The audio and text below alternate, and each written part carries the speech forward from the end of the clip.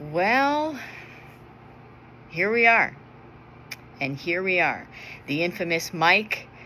I remember saying quite a few casts ago that, one of these days, yeah, one of these days I would turn my phone around and hit record on the video. And I also said that at some point, maybe one day we would get some interviewing that was going to happen. Well, today's not that day. So it's been a minute. Yeah, and it's been a minute since episode 14. And it's January 19th, 2026. Happy New Year to the Vision Movement. Happy New Year to you if this is the first time watching. If you didn't notice, the previous 14 episodes have been just audio only. One, because there was some fear with that. And yeah, it just never happened. So the other thing, with busting out a video view of putting the voice to the face is, if I do decide, which I probably will decide, because I've decided to just press the button in front of me, push the wagon, yeah, just continue to push the wagon, one foot in front of the other. I have chosen to open up a brand new can of worms and subject myself to more critique, more scrutiny, more people, and who knows, right? Like, I truly don't know. More people who might cut little snippets out and do what they do and rebroadcast pieces of the cast and use my words or what I'm saying completely out of context.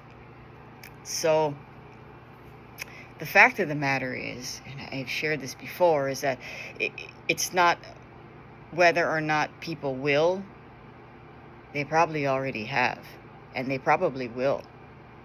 I don't know. I will say, though, I have God in my life. Not afraid to say it, not ashamed to say it.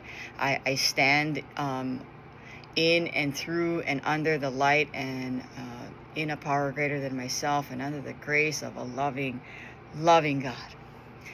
And before I continue, or we continue, in typical Delori fashion, let's officially kick it off. Season 2, yeah?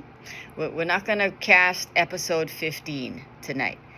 We're going to start season 1. See, there's already a mishap, and that's okay. Raw, uncut, unfiltered. I'm not going to go back and edit that little thing, whatever. You guys get it. We're going to go episode 1, season 2. So, with that, to the power of your understanding and to the God of my understanding, we are so grateful for this space and the grace to sit here and practice vulnerability, truth, love, light, and grace. And God, we are so humbled, and I am so grateful. I am so grateful for the gift of this space and time that you've yet again granted in my life today, God. I humbly ask that the hand that extends out tonight, God, that someone grabs the hand. Someone needs to hear what you're going to use me for tonight, God, and I'm just so grateful for the opportunity. It's in your amazing name that I pray. Amen. And so it is. Yeah, and so it is. God with us. So, again, what I kind of wanted for just hang out and talk about tonight, and before I continue, what you're seeing behind me is real. Yeah, it's not a virtual background. It's not a filter. It's not any of that. And if you see me just gazing off this way, it is because out that way of my patio is the sky, and it's absolutely gorgeous. and I'm not sorry. I'm not going to pan the phone around. I'm not going to show you other descriptive things about my house. And I'm not sorry. It's not personal. It's very, very spiritual. This is my safe space. And, let's just be real about it. Yeah, like not everybody has my best interest at heart. And I can totally respect not just myself, but the other humans that are on the other side of that door, right over there. And it's crazy. Yeah, like I remember saying that a few times in season 1, in one of those episodes. And I would sit here and I would point to the door and I'd be like, oh my gosh, nobody can see you, right? Nobody can see you pointing to the talking about the humans on the other side of the screen door. Well, you got a little bit of context now. There are humans on the other side of that screen door that are sleeping. And I'm very grateful, very, very grateful to be chosen to mother these children and be a wife to an amazing husband. So, like 2026, yeah, like January 19th, 2026, and God has already done so much provoking and prodding and pushing and shoving, a lot in my heart and in my spirit already. I remember sharing quite a few things last year about where I was, and there's been quite a bit of anxiety and a lot of fear. Yeah, and I have been wanting to sit for a few nights now, sit right here and get into episode 15. And there was just a part of me that it's not that there was resistance. It was just like, no, like this just didn't feel right. And so I haven't. And I watched a sermon this past Sunday, and Pastor Mike was talking about like everything that is waiting for me is forward. Yeah, it's forward, it's up ahead. I can't avoid it. I can't take the side road. That I have to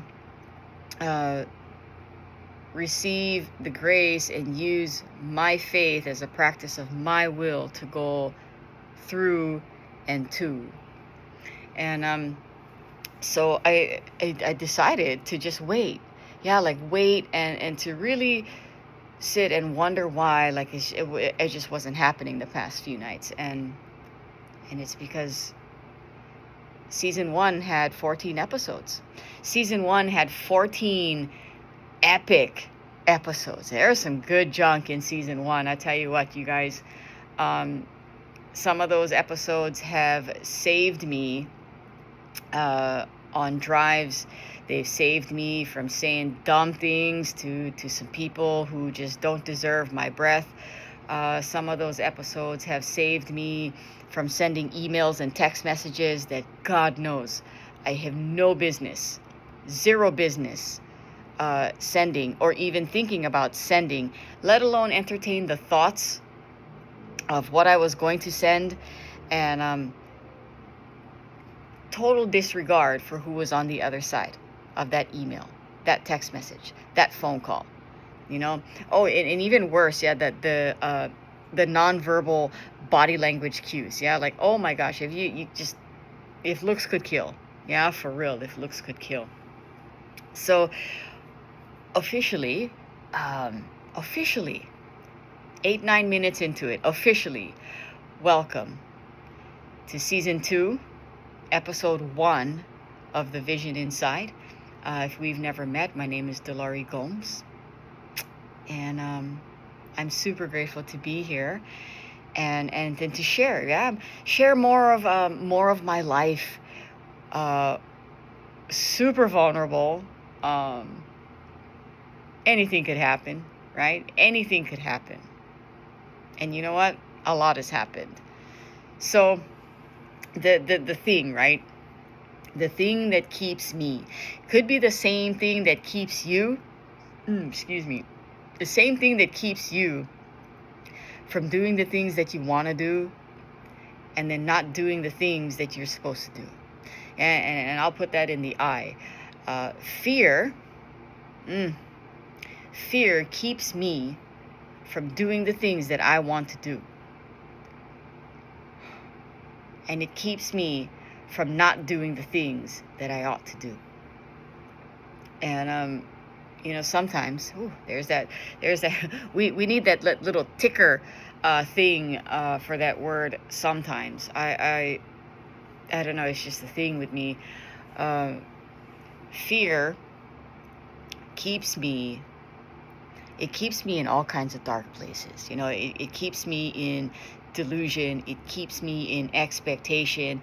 It keeps me in sloth. It keeps my feet planted, right? Like, it keeps my feet planted. And I don't know about you guys, but I wasn't meant to sit still.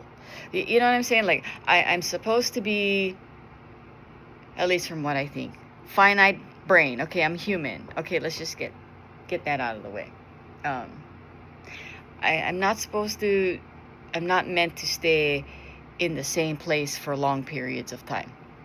I get to be in a season of my life, learn, receive, have some kind of spiritual awakening or experience, because I have practiced the advice or the counseling or the coaching, and I've applied it in my life, and I've had this white light experience, or some kind of like kind of experience, where my mind is so blown and my jaw drops to the ground.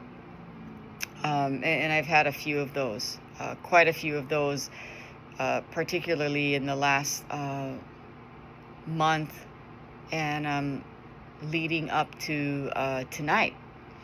I had a great spiritual experience that had to do with my mom. And I know I was like, okay, let's talk about fear. Well, wait a minute, we had a segue from the beginning point of the segue, and some things that don't change. With me, like that's consistent. If also you've been here for a minute, you guys know that. Oh gosh, here we go on a tangent. So a few weeks ago, and it has to do with a lot with vulnerability, you guys, and if you're not into it, like, that's cool too, but if you are, here we go. So I was in this weird place where I couldn't figure out why do I keep touching the hot stove and expect to not be burned. And you can just fill in the blank of what that is for you. Like, why do I keep engaging in dumb shit, right? And expect not to get caught, or expect not to drain the bank account, or take money from here and put them over there and expect to pay them back, or like, why do I keep touching the hot flame without expecting to be burned? And I was in this place of like, why am I so attracted? Why am I so attracted to risky, high profile? Maybe that's not such a good word for it, but just risky behavior. I'll share something that's risky behavior. Sometimes, thank you God, I haven't done it in a minute. And here we go. Vulnerable, magnified times 10. Sometimes when I'm on the way to go surf and I'm super excited, I change while I'm driving. Hello, that's me. I change, full-fledged. Draw the picture, all of that. I change in the car while I'm driving. Sometimes it's out north, sometimes it's out to the east side, sometimes it's to town, sometimes it's to the west side. Now, I'm a chick. Things can get kind of interesting, changing in the car, going 40, 50 miles an hour into a one piece. Any hoodles. So, like I said, you could fill in the blank for you.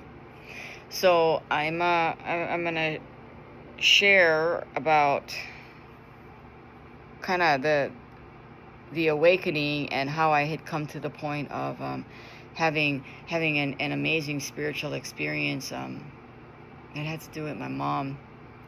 So I had this phone call with one of the amazing humans from the God Squad, and we were talking one night, and we were doing some writing. Actually, I was doing some writing because vision has the most value when it's written down.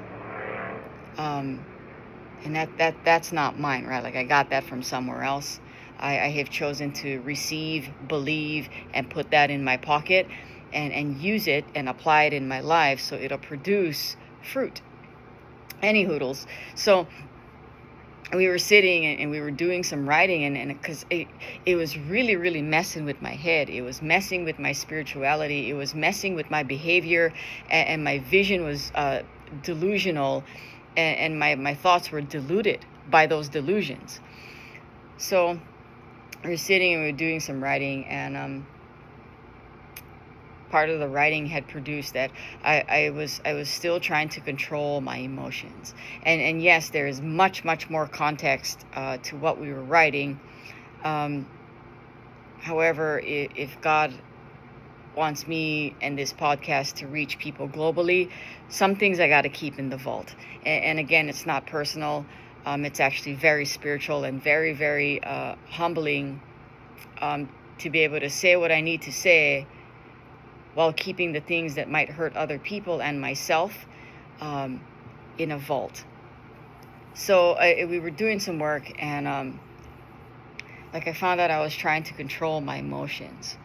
And that's part of putting my hand on the hot flame and expecting to not get burned. Right? I just touch them quick enough. Don't check your work email after work. And if I do all my work now, then I can give some bullshit excuse and leave work and go surf the rest of the day. And oh man, yep, that's being rigorously honest right there. So we found out that I was trying to control my emotions, and she'd asked me some clutch questions. Again, those are the kind of friends that I want in my life. Those are the kind of, no matter what friends I want in my life. The ones who are there to celebrate the wins, and the ones who are there to ask the really, really nasty, gut-wrenching questions.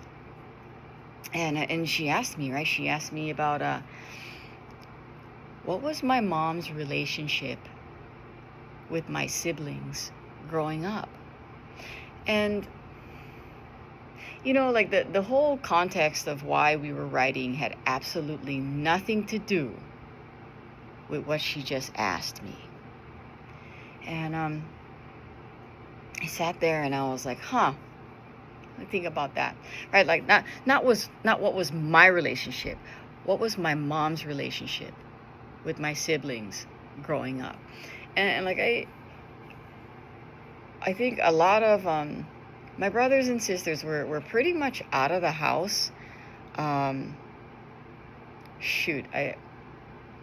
Pretty early. I was still super young.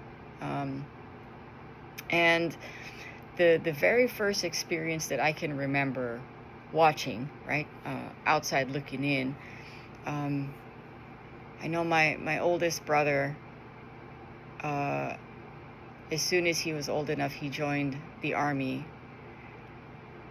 Risky people, risky decisions, risky things. My oldest sister left the house pretty much right after high school, got married. My brother-in-law was in the military. Risky people. risky behaviors, risky situation. My oldest sister after that got pregnant early, was dating a dude who liked to ride motorcycles, got in a really, really bad motorcycle accident, like jacked up her hip, and it was really bad. Risky people, risky situation, doing risky things. The next sister below that got pregnant in high school, and we'll just say that she was also doing risky things, high risk with risky people in risky situations. And then my brother, and God bless him, he's in the bush. He's somewhere on Kauai. He's somewhere, still alive. Thank you, God, he's still alive. And I don't think he's in jail. But my brother right above me was doing risky things with risky people long before I started doing risky things with risky people, aka alcoholism and drug addiction, rehab, jail, the whole nine. He was already doing them. And it clicked. It clicked, you guys. It like I've never heard it click before. So the only relationship I knew from the outside looking in, and thank you, God, for healing my heart. I can share this from a place of healing, is watching attention being given to risky situations, risky behavior, and risky people. Yeah, and for real, like, perception is not reality. However, my perception up until just a few short weeks ago was just that. And so if you're wondering why I keep doing the same shit different day, the same stuff different day, insanity 2.0, insanity 2.0 on crack, like, why do I keep doing these things? For me, my behavior with respect to what I just shared was attached to something that took me all the way back. It took me all the way back to small kid time. And like, once I knew, once I knew why I was doing the things that I was doing, I could finally change the behavior. Yeah, like I don't know, like full-blown revelation, right? Yeah, like the humongous revealed truth that once I knew why I was doing what I was doing, I was able to change what I was doing. So we have this talk, and it was a Saturday night. One of the amazing women from the God Squad, and the following Sunday, which was the day after, the day after, I had sat in the morning and I was talking story with more of my friends, and I was on my way out to go for a surf for a little while, because I don't know about you guys, but after having such an emotional upheaval, and God absolutely chafing my spirit raw, yeah, and prodding and pushing me to really have faith and to keep walking, to figure out why. Like, I needed the ocean. I needed to put my toes in the sand really, really bad, and just get out in some waves. Yeah, so I go, I hop in my truck, and the phone has the little voice thing, and I'm not gonna say it because my laptop and my phone will answer. So I'll just say the thing that rhymes with it. I was like, "Hey, Beery, play me a banger." Yeah, play me a banger. And my phone's connected to the Bluetooth in the truck. Blah blah blah. I don't know why I just said that. Doesn't matter. Very irrelevant. And You Got It. Anything You Want. I said, Anything You Want by Roy Orbison comes on. And song starts playing, right? And I look at my phone and I was like, where the hell did that come from? Where in the hell did that come from? Every single playlist that I have, every genre checked off in my little doohickey iHeartRadio stuff, you're not gonna find Roy Orbison in my playlist. And the song starts playing, and it's a jam. It is. It's a jam, you guys. And another gear clicked in my head. Yeah. And right as the song was playing, I had looked out the front windshield of my truck, and the sky, you guys, just the clouds was pillow, and it looked so amazing. Like, just one of God's paintings, was just so stunning. And I snapped a shot of it, and I got back in the truck, and the thing that clicked, was, growing up, one of my mom's most favorite artists, next to Celine Dion, was Roy Orbison. And it was then, in that moment, just a few short Sundays ago,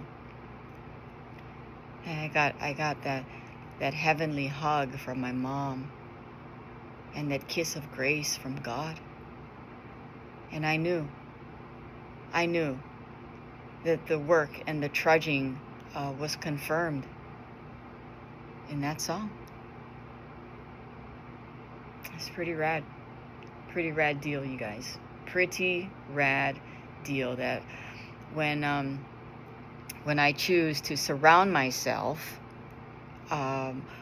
with really, really, really good humans, I get to live a really, really blessed life. And I'm not saying that my life doesn't come without struggle, because it does. Yeah, I struggle every day by choice. And I'm gifted with opportunities to practice what I've learned, or to learn about what I'm supposed to practice. And so I'm sitting here, and I'm practicing. I'm practicing being vulnerable. Press the record button on the video, and you saw that face, like, oh my God, it's the look of terror. You know what I'm saying? And so we come back. Took the long way just to talk about a little bit of fear. And this might be for you. It might be for the person sitting in the other room, right? That you just turn the volume up a little bit just so they can hear. Maybe you just put this little part on repeat later. This thing about fear.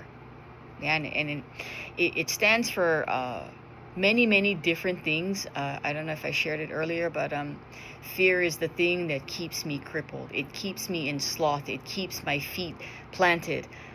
It keeps my mind. It keeps my mind in delusion, and my brain believes the delusion. So I'm deluding myself into thinking that what I'm thinking is real, let alone true. And so I go out into this world and I behave in light of what I believe I believe. And no, I didn't stutter. I'll say that again for those of us in the back of the room. Because I've deluded myself, which means that I believe my own lies. Sometimes I need a search warrant to find my own ass.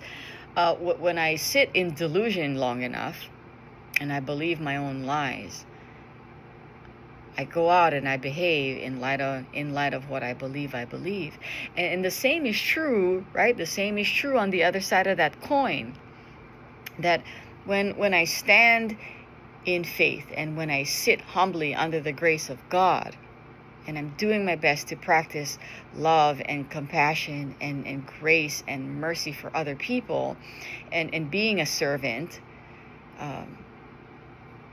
I go out and I behave in light of what I believe I believe.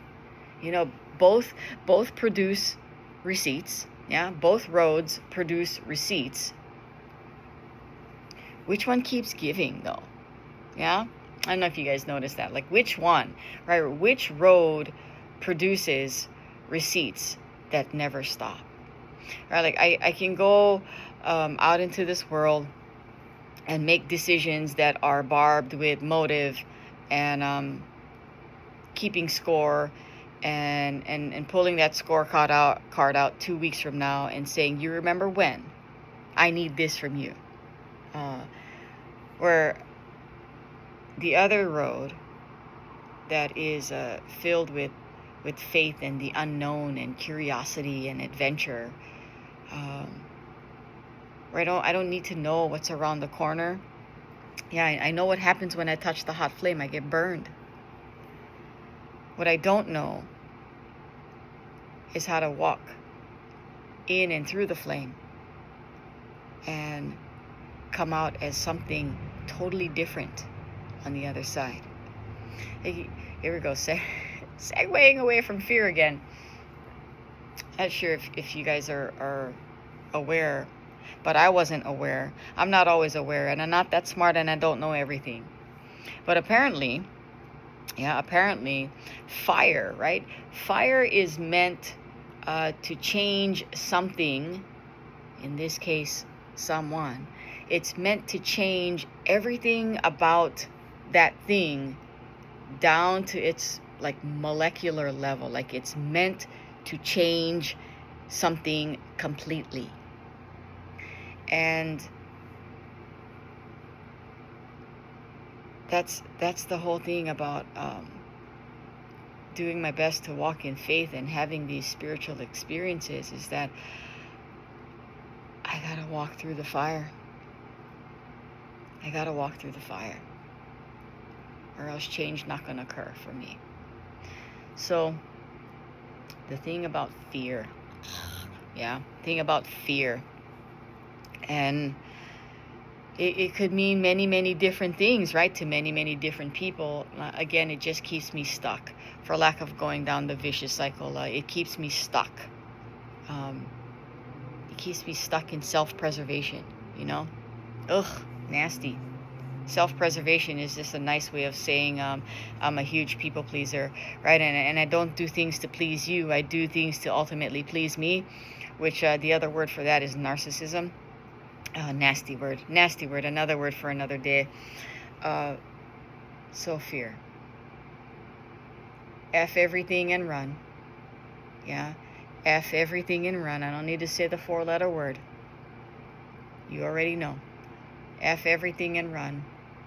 The other one is face everything and recover. This is my favorite one. My favorite acronym for fear. And this is the one that provokes soul searching, right? It invites the spiritual divine doctor to envelop my heart and my spirit, and to do that spiritual surgery from the inside out. Yeah, because the only way out is the way in. That's just been my experience and my hope. So the word F stands for frustration. And we might have talked about this. Don't know. New year, new us. So the word F stands for frustration. And it's my job. And only me can do it. Only you can do it, right? Like, no one's coming to save us. No one's coming to save you. Spoiler alert. Sorry, not sorry. I'm the one that needs to do the inventory. And it's that word humility. Yeah, the honest appraisal of oneself. So why am I frustrated? Because I cannot figure out the answer, because what I tried this time didn't work, and I keep trying and I keep trying and I keep trying, and it still doesn't work.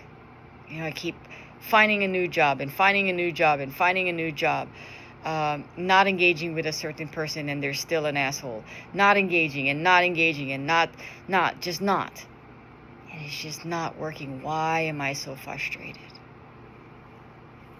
And often what I find, much like I found on that piece of paper a few Saturday nights ago, is that I'm still trying to control my emotions. Yeah, like Never mind controlling the situation or the circumstance or the person. I don't know if you guys have ever tried to control people before. I surely have.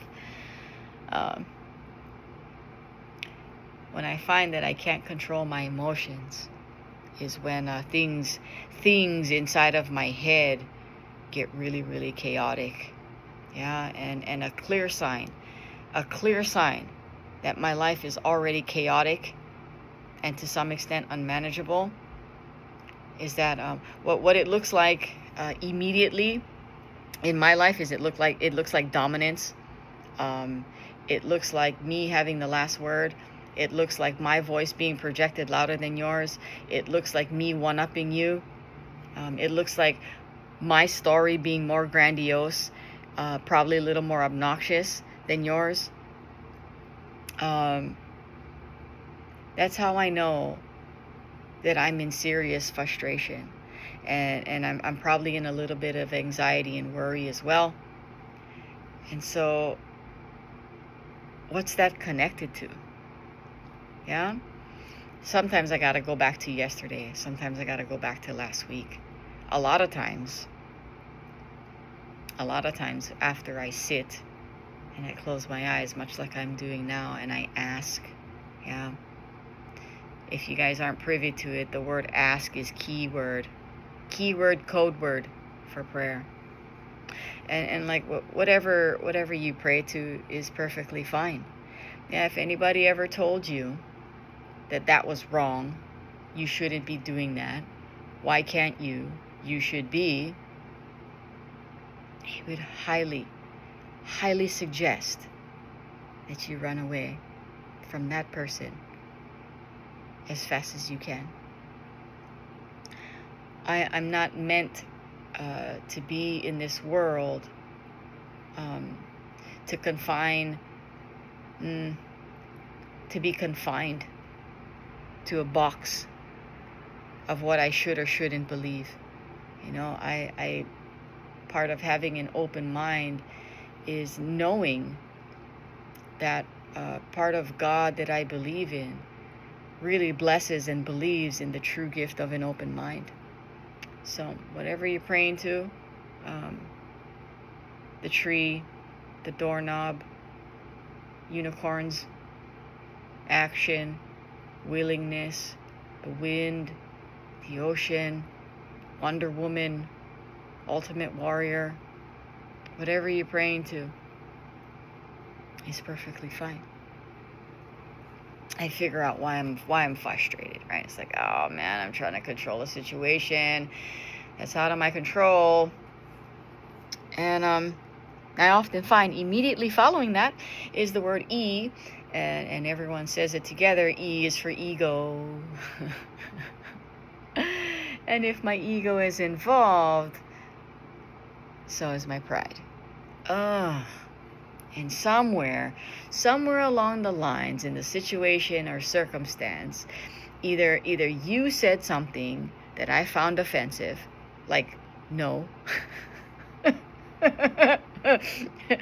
Not right now. I don't think you should be doing that. You know what? I have a better idea. Yeah, I take offense to something you said, and so now my pride is hurt. Oh, you poor baby. Yeah, you poor thing. You want tissue. And then I get all what is that word? I get all defensive. With my words and my posture, and either I dismiss you or I discard you or I act like I didn't hear you, and I just outright ignore you. And which takes us to the word. We're in the word fear, which takes us to the letter A, which is anxiety. And the word anxiety, and I didn't look it up, I'm not that smart, but just based on going off of what I know, anxiety is the inability to control the future. Yeah. So when I cannot control what's going to happen tomorrow, because I can't, and I sit in that. Yeah, I mind masturbate myself into that level of fear that I cannot control tomorrow. I don't know what's going to happen tomorrow. I get all fidgety. Yeah, I do everything in my power to control what I can, and again, it looks like micromanaging. It looks like dominance. It looks like raising my voice. It looks like all of those things. Because I'd much rather dominate this way, right, outwards, than implode and beat myself up. It's much more fun to hurt you than it is to hurt me.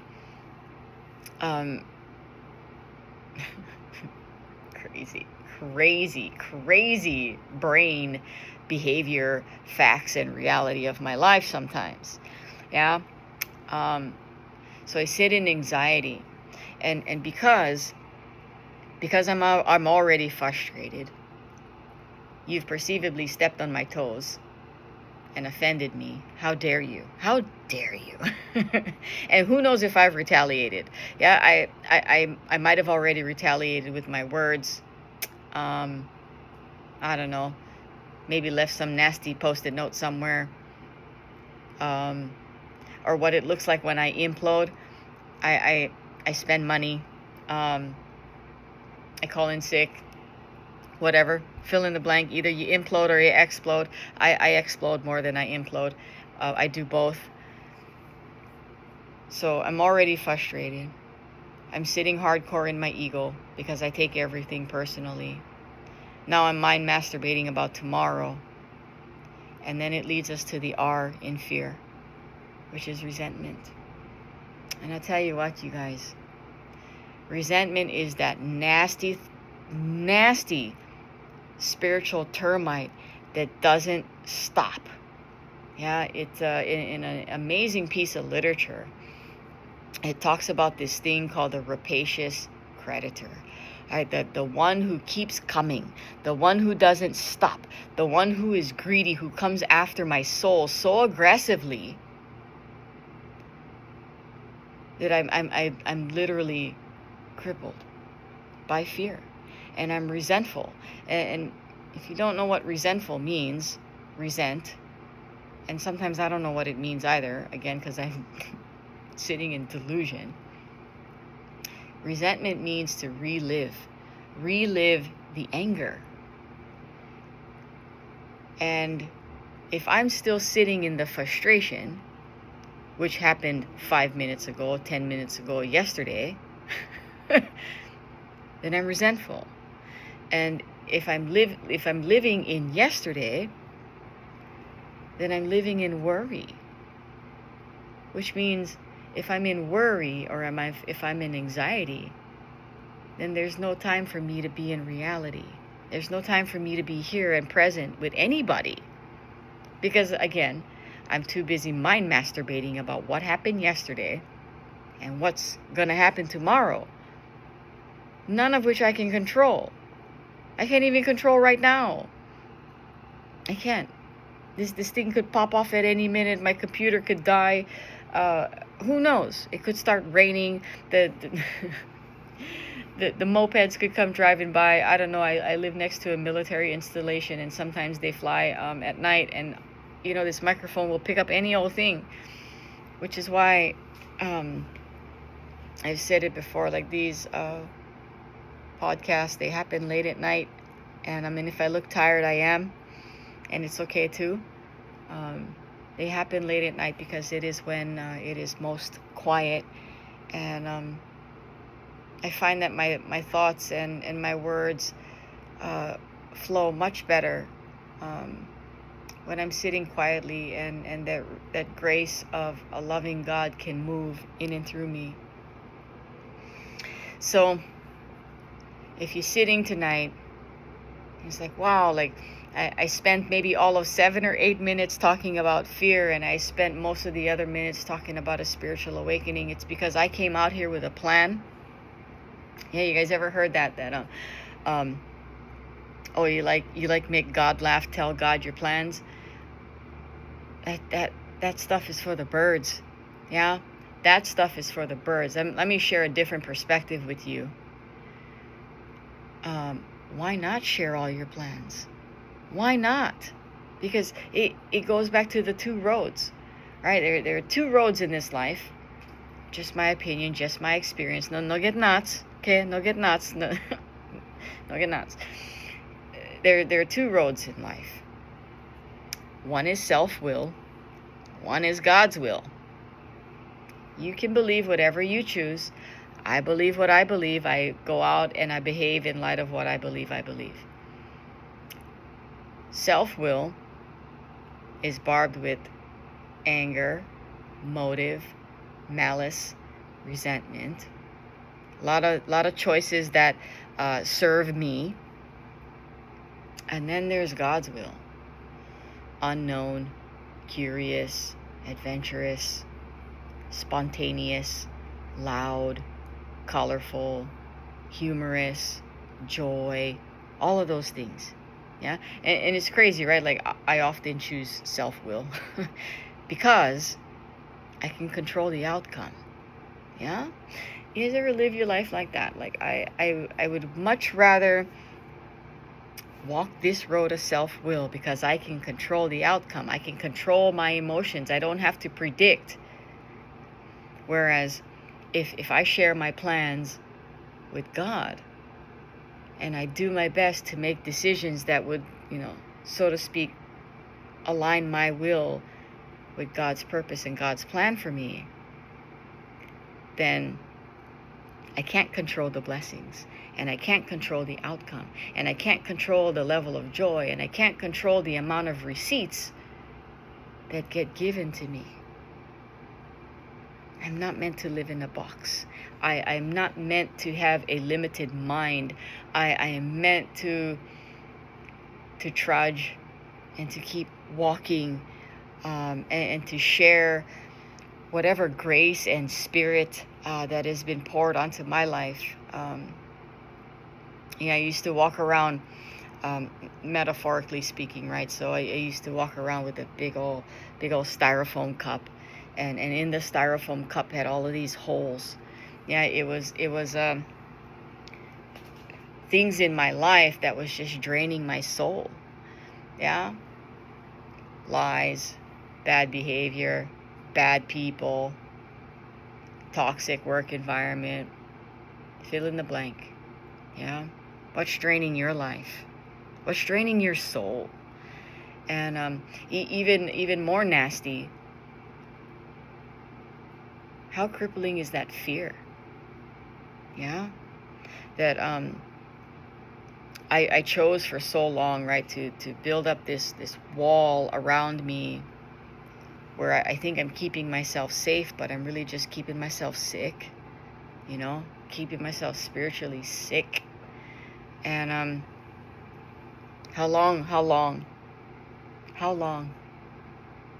do I choose to sit there? And at some point, Vision Movement, a decision has to be made. Yeah, and not just a decision. The decision has to be followed up with some kind of action. So I'm here to tell you that the stuff about making God laugh, make God laugh, tell him your plans. Share your plans, even if it is not with some power greater than yourself. Share your plans with someone that you trust, someone who celebrates your wins, someone who celebrates the blessings in your life, someone who celebrates you as a person who's not afraid to ask you hard questions. Yeah, share it with somebody, because the vision is most valuable when it's written down.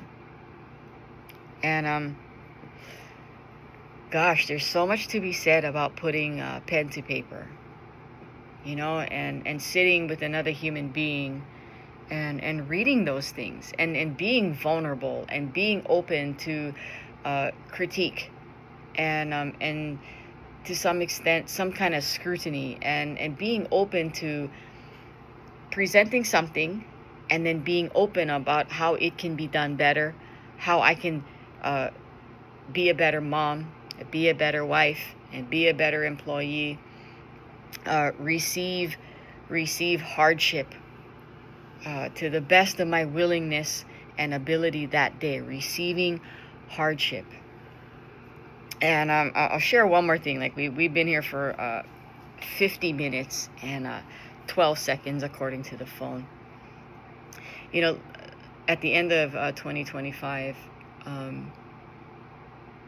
there's a series of contests. Totally, maybe it is related. Doesn't matter. There was a series of contests that happened. I flew out to California in November to go visit some amazing people over there. Shout out to the Del Mar USA Body Surfing Del Mar Swim Club. I got to compete in one of their contests in pretty cold water. What an amazing event. And I came back home, and there was a contest in Tahiti that I wasn't able to go to. And then there was supposed to be a qualifier here in Honolulu to get points to qualify to go to France this year. We're in 2026 now. And there was no contest. There was no contest. And you guys like talk about fear. Oh, man. Oh. The fear of losing what I have and the fear of not getting what I want. Those are the two dominant fears in my life. Because of those two fears, I don't give up control. I sit in silence. I sit in darkness. I'm crippled with fear. And I choose anger and resentment. Yeah? The fear of losing what I have, which is delusional control, and the fear of not getting what I want, which is also delusional control. So the contest never happened. It's 2026. All qualifiers for the 2026 world title, which this year is in France, happening September, have to be done and complete by December. And so, what's going to happen now? Yeah, the current women's world body surfing champ has 0 qualifying points to go to France. Whoever competed in Tahiti is qualified to go to France. And there was a long period of acceptance, coupled with the spiritual awakening with my mom, the huge shift in consciousness with sitting in crazy faith end of December. We're on like day 15 of 21 days of prayer and fasting, and it's a whole nother story for a whole nother night. I was sitting in the Daniel fast, and God had redirected me, which is pretty rad. I'll make a doohickey note, and I'll share about that another night. And I've had to sit in a lot of acceptance of what and who you are, and more important, who and what you aren't. Yeah? You, the world, me, what I think. Because once I can sit in acceptance about that, I level the playing field with expectations. So, here we go. Season 2, Episode 1. This is Delori Gomes. Thank you for joining me tonight in the Vision Inside. Aloha.